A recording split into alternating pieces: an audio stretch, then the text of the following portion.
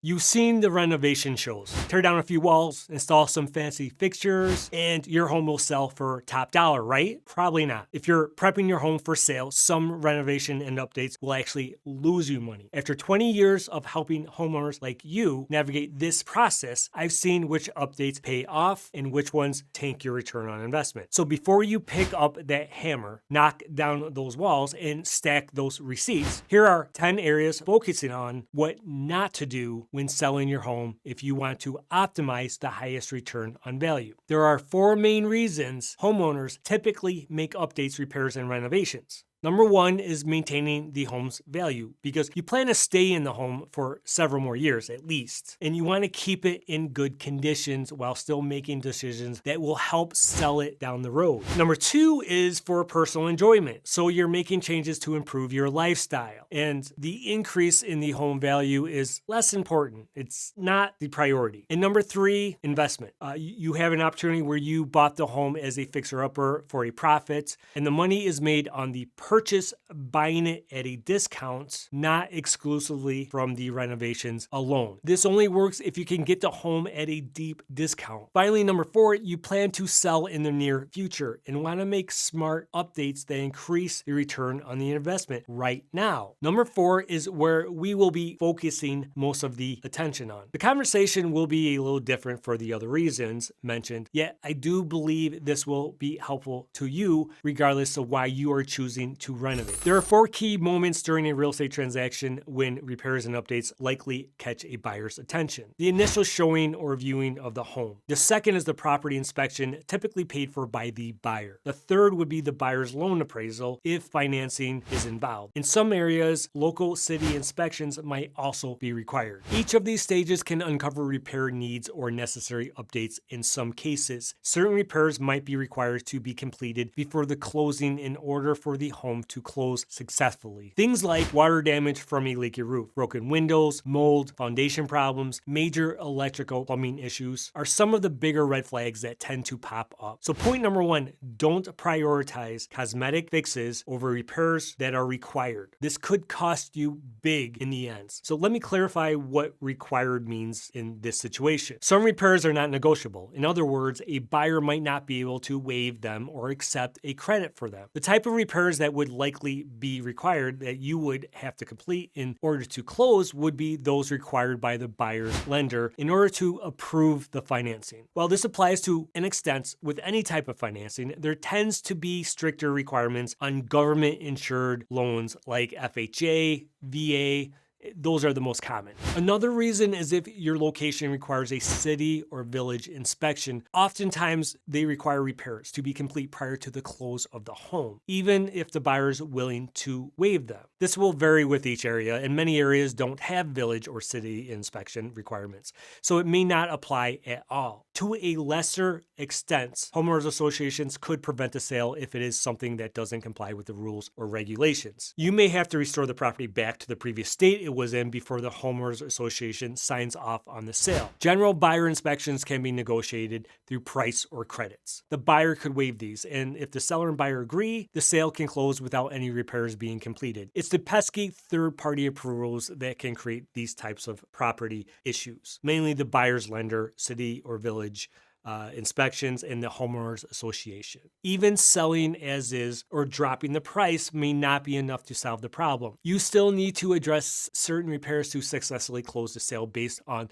the reasons I just mentioned. So before you spend your budget on non-essential improvements thinking they'll bring you a better return on the value, focus on the required repairs first, especially if your budget is tight, because ignoring required repairs could leave you stuck, unable to sell without those fixes, resulting in taking more drastic measures that could affect your price later, like only allowing cash buyers, certain types of financing, limiting your buyer pool significantly. Roof looking a little worn, and with selling your home on the horizon, you probably are thinking it might be time to replace it. Of course, the buyers would absolutely love that. The last thing you want is for them to demand a new roof or put in a lowball offer. But hold on, that's a huge expense. What if I told you that replacing the roof could be a waste of money? And not just a roof, windows, furnace, air conditioning systems, same story. Take a look at this report Remodeling by JLC. It provides national estimates on return on investment for home repairs, and the numbers are not all that promising. A roof replacement with asphalt shingles, only a 57% ROI. Windows between 63 to 67%. A major kitchen remodel, just 38%. Bathroom remodel,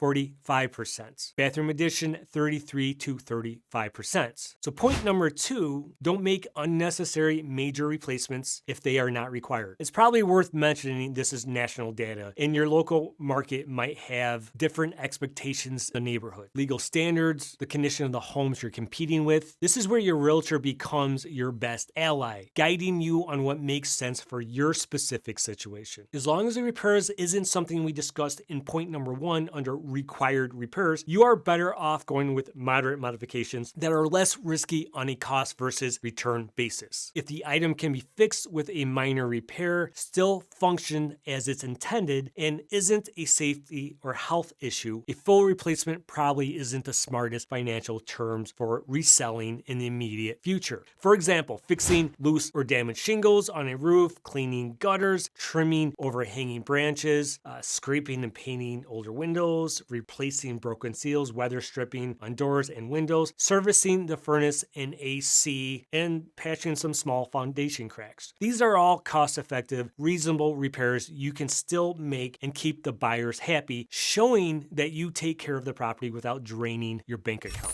With costs rising and home updates and repairs becoming more expensive, do-it-yourself projects can be a very attractive option and result in increasing your return on investment on your resale. This article by Cinch gives some recent data on DIY projects. 42% to improve my home, 38% to save money. Gen Xers were most likely to have taken on a DIY project to save money, like 50%. Sounds like they're calling my generation cheap. They do get into some interesting data on generation-based information on who is more likely to do what. Interesting information when you start to consider who might buy your property. Each generation preferred different projects. Baby boomers and Gen X seemed the handiest, with 30% of baby boomers had installed a light fixture. 26% of Gen Xers had installed a ceiling fan. Millennials were the most likely to attempt a home DIY project, but only 32% of them had painted interior walls. Only 14% of Gen Z had patched drywall or unclogged a toilet drain pipe. But to be fair, Gen X and boomers are a bit older and had a bit of a head start in home ownership, so we got to give the rest of them some time.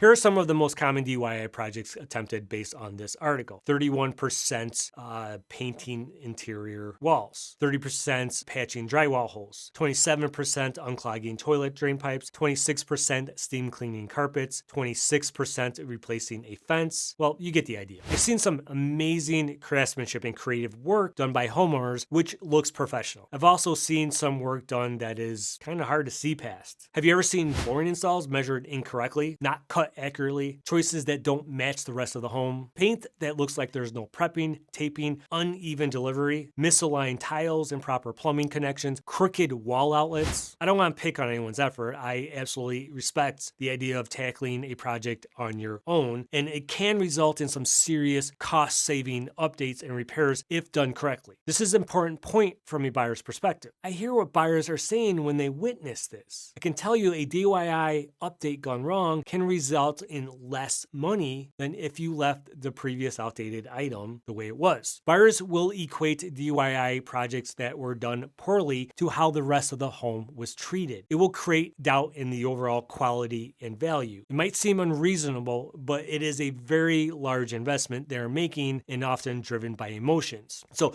this brings us to point number 3, which is do not make poor DIY decisions. The top mistakes on the list are under budgeting, working outside your skill level, understanding the amount of supplies and tools needed, not factoring enough time, incorrect measurements, and the list goes on. It highlights that 1 out of the 10 attempts to do a roof repair ended up in an emergency room. Please don't be one of those 10. Adding hospital expenses to your cost to sell is the last thing you want to do. Be sure you're confident in your ability to do the DIY and understand your limitations. In some cases, it might be best to leave it the way it is and price accordingly, even if outdated, at least in terms of ROI. Optionally, if it is something in your budget and you can afford help, get professional help. Your realtor will advise you on what's the best options if you are not certain based on multiple factors in your specific market. I've got a heavy bag sitting in the corner of my office, gathering a bit of dust. You know, a little gym equipment that I probably used like 5 times last year. And hey, no judgment here. We've all got that one corner of room we meant to make useful. New Year resolutions or something like that. But guess what? If I were to sell my home tomorrow, that heavy bag, it's gone. Out of sight, out of mind, easy peasy. Because as homeowners, it's easy to get caught up in making our spaces work just for us. Now, I've seen a lot of different uses for different spaces. Someone decides to transform their garage into a workout room. Or maybe they knock down a wall to make the master bathroom feel more like a spa. Now, at the time of doing it, it's all about the quality of life, making the home more livable for you. But here's where the reality check comes in. What happens when it's time to sell? What about the future buyer walking in? When you start removing what I call the core features of the home, things like the number of bedrooms, the garage, or even the closet space, you're possibly removing what buyers need in their next home. Bedrooms, bathrooms, garages are foundational to the home searches. It's the first thing buyers put into those search filters on the real estate portals. If you turned your garage into a yoga studio, the buyers looking for a 2-car garage for their SUV might not even click on your listing, let alone schedule a viewing in person. Fewer clicks, fewer interested buyers, and that means you're risking a lower sale price. Not here to say you can't transform your space. Do what makes you happy. Your home should serve your lifestyle. But the key here is thinking ahead. You want to be sure that when it comes time to sell, the features you change for yourself aren't a deal breaker for the buyers. For example, if you knock down a wall to make a larger bedroom or a massive closet in your master suite, that's a smaller bedroom count for a buyer. Some buyers aren't going to want that trade-off. It could cost you on the resale. It might still be the same square footage, but it loses functionality for someone that needs that separate space. The cost to reverse that could create limitations for future buyers and will eat into your net price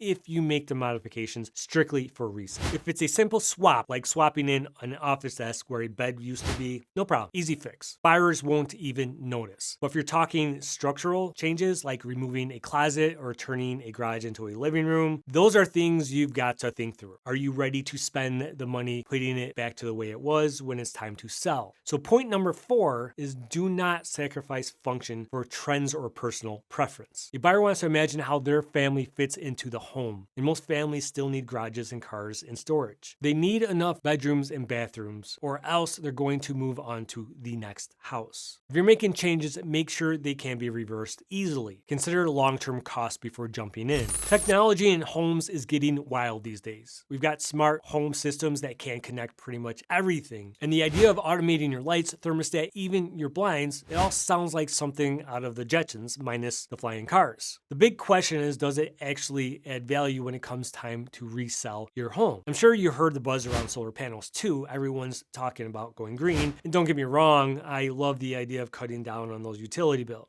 Heck, a smart thermostat alone can supposedly shave off 30% from your energy bills on average, which sounds like a win to me. Solar panels, an estimated 35% return on investment, according to an article by Angie. But here's the kicker. When it comes time to selling your home, the return on investment for those kinds of tech updates is still a little murky. In my experience, I've seen quite a few houses over the years. The jury is still out on whether these fancy gadgets really pay off in the end. Why? Well, technology moves fast. Like blink and it's outdated fast. So number 5, don't add or update technology for the purposes of reselling. Think about the homes from the 70s and 80s. Remember those intercom systems built into the walls, or those old school radios that no one uses anymore? Our phones pretty much replace us. Heck, I've seen homes with cassette players built into the walls. If you're not sure what a cassette player is, don't worry, I'm probably just aging myself. As a kid, I grew up in one of those homes with a rotary phone, where just dialing the number 9 took 2 seconds to complete, and I clotheslined my sister a number of times with those crazy curly cords. And of course, it was always an accident. Good old days, right? The point is that tech that feels cutting edge now could feel like a relic in just a few years, maybe even a few months. And buyers, well, they're cautious. They're thinking about the long-term costs, maintenance, updates, potential repairs, and they may not even want the tech you've installed. Some buyers might love a high-tech security system, but others may not want to deal with it. Software updates, service contracts, leases that have to transfer with the sale of the property, and heaven forbid the tech breaks down a week after closing. If you're thinking about resale value, honestly, this one falls into do-it-yourself, not for the buyer's category, at least for now. You might not see a significant bump in your sale price just because you've added the latest tech. Bottom line, if it makes your life better, enjoy it. What's hot today could be ancient tomorrow. Just keep that in mind. And buyers might not be willing to pay extra for gadgets they don't fully understand or even care about. You walk into a house for the first time and you're graced with flowing hardwood floors that just feel like quality. You can practically hear the buyer's excitement because those floors are sending all the right signals, solid, clean, and timeless. There's no denying that the right flooring can give your home a major boost in buyers' eyes. Hardwood floors are expensive, but here's the good news. Hardwood flooring can report an ROI of up to 80%, and some sources even as high as 118%. That's some solid return, right? But before you run off and get new floors installed, is it really worth replacing flooring just to sell your home? In most cases, probably not. First off, if you already have hardwood floors, don't even think about ripping them out. Deep clean them. And if they've got a few battle scars from years of life happening, they still photograph beautifully and add character. Buyers love the warmth and charm that older hardwood floors can bring. You can always toss down a nice area rug for those who prefer a coziness of the carpet. If your floors are really showing their age, you could consider staining them or going the refinishing route, which is way more cost effective than replacing them. So number 6, don't replace flooring unless you absolutely have to. And according to this report, refinishing hardwood could give you up to a 147% return on investment, more than the 118% for new hardwood. Not bad for just freshening things up a little bit. If you're talking about other flooring, carpet for instance, carpet's return on investment isn't going to blow you away, hovering between 25% and 40%, but it's also a lot cheaper than hardwood. But so is the appeal for many buyers. And here's a little insider tip. If you've got hardwood underneath your carpet, pull that carpet up. If it's in decent condition, buyers will love you for it. Carpet is more about personal preference than resale value, especially in bedrooms where people still like the idea of sinking their toes into something soft. If you do have carpet, consider getting it cleaned and restretched if it is in reasonable condition. If it can't be salvaged, you might have to replace it. If you're considering replacing flooring, it's not a one-size-fits-all. You do have options. Solid hardwood, engineered hardwood, luxury vinyl plank, which by the way has come a long way and is a very popular choice these days. And there's good old-fashioned tile, among many other options. Here are some quick ROI numbers just to give you a point of reference. Ceramic tile's got a 70% ROI, porcelain tile 55%, stone tile has a 55%, and marble tile has less than 50%. The thing is, you need to think about where you live and what part of the home the flooring is going to be installed. Is your home in a humid area or a high moisture space of the home? Are you putting flooring on a slab? And if it's high moisture space like kitchen or bathroom, make sure you're choosing a floor that can handle spills and humidity. So before you rush out and spend a ton of money on brand new floors, take a step back. Maybe deep clean, restretch, stain, refinish before deciding on replacing the carpet or the hardwood floors or whatever flooring you're attempting to replace. I don't normally recommend this, but there are unique situations where you can't even paint flooring. Just be sure you know what you're doing. Only replace if necessary. And when you do, think about what the buyer would want, not just what you think looks best. You're selling this home, not living in it forever. Make it easy for a buyer to say yes, and your floors can help seal the deal. One last quick tip, if you do change up your flooring, make sure it fits with the overall design choices in the rooms in the home where it's installed. Just adding it without intention on the overall space can result in a much lower interest from buyers. Mismatching floor can do more harm than good for your bottom line. And remember, if you're unsure, lean on your realtor for guidance. They know your local market and can tell you exactly what kind of flooring your competition is rocking.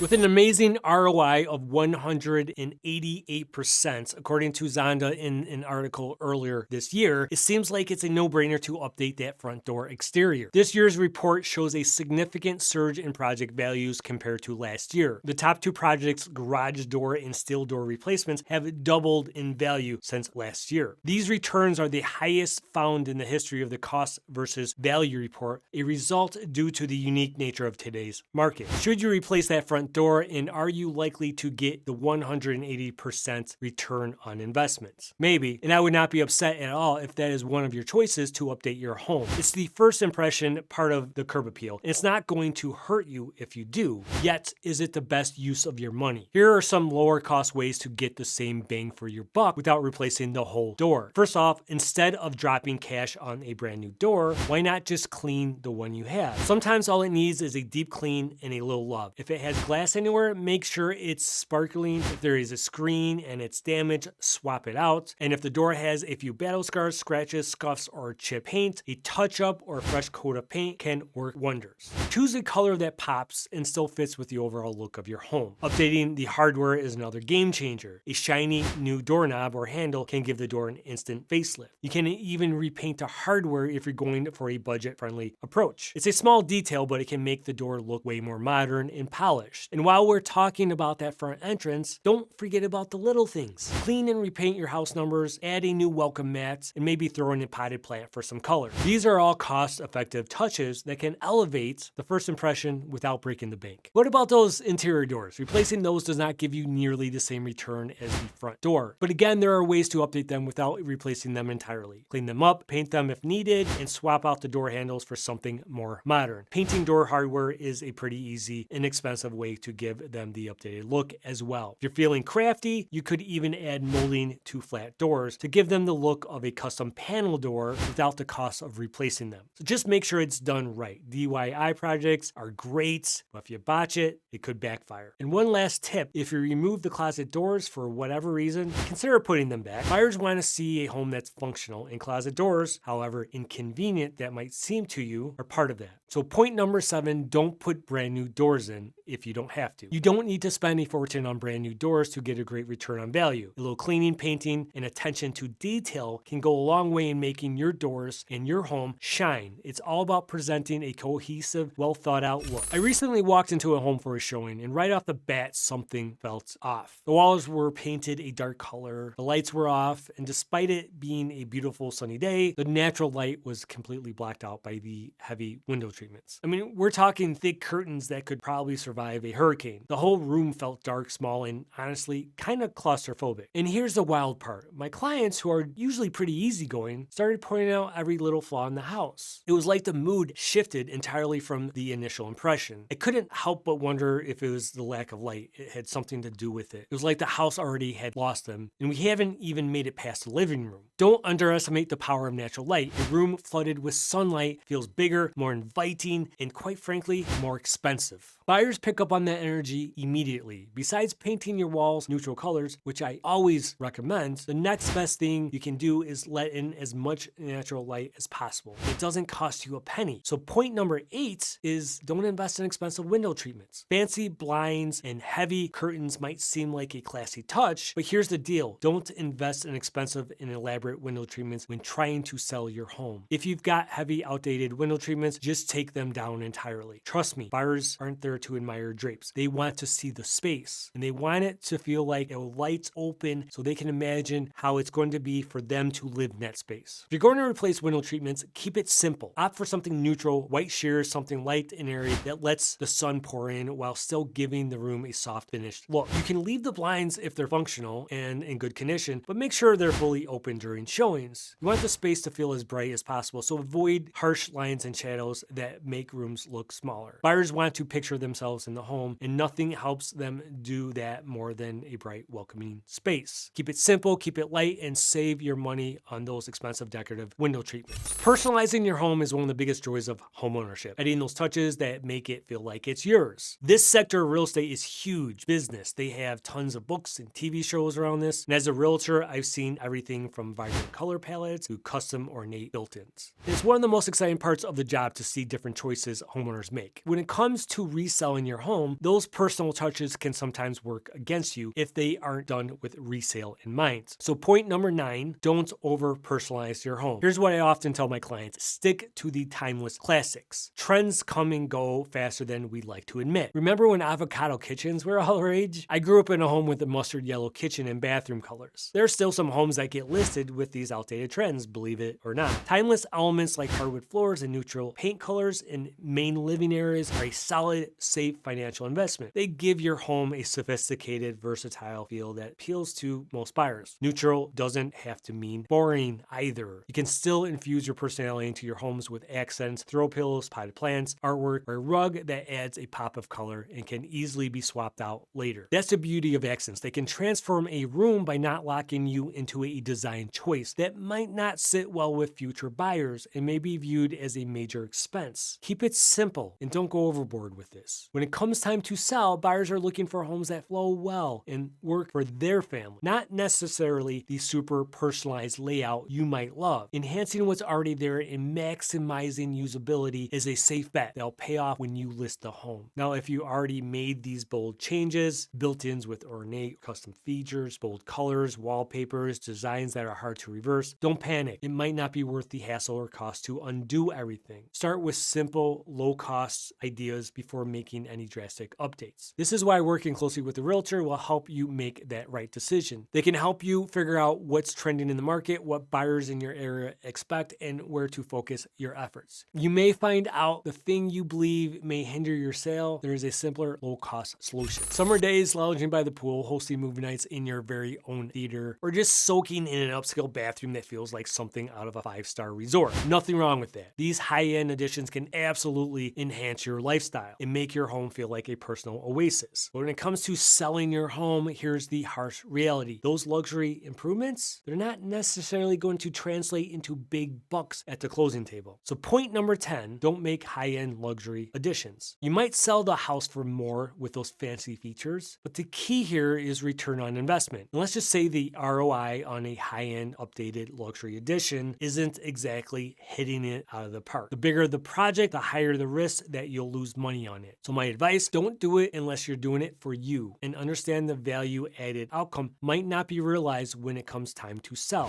Pools, for example, might sound like a dream for a summer fun, but they give you a roughly 25 to 35% return on investments. In fact, for some buyers, a pool is a straight up deal breaker, a maintenance headache, and a potential liability. So unless you're in areas where the climates are warmer, like certain areas of Florida, Texas, and California, don't count on it paying. Even in those areas, check with your realtor to be sure that the neighborhood will support the value. And those upscale bathroom and kitchen remodels that everyone on HGTV raves about, they sound like they should get you top dollar, but we're talking about a 54% return at best. Will make the home look gorgeous for sure, but don't expect to get all the money back when you sell. Then there's a sunroom addition, 47% return on investment. Depending on where you live, that sunroom could actually hurt you if it eats up too much of your yard space. Now remember, function should always be considered in your specific market expectation. As for home theaters, I know the idea of hosting marathons in a tricked out media room sounds fun, but in the real world, with only a 25% return on investment, it's not exactly a hot selling point. And if it takes up valuable space, it could be used for something more practical, like a guest room or a home office. You might actually be turning buyers off. High-end landscaping, it's beautiful, but we're talking about intricate gardens, water features like koi ponds, and elaborate hardscaping. You're looking at a huge risk. Buyers might love the look, but the maintenance costs and upkeep will have many of them counting the dollars it would take to maintain. Instead, aim for simple, clean landscaping. A tidy lawn, some fresh mulch,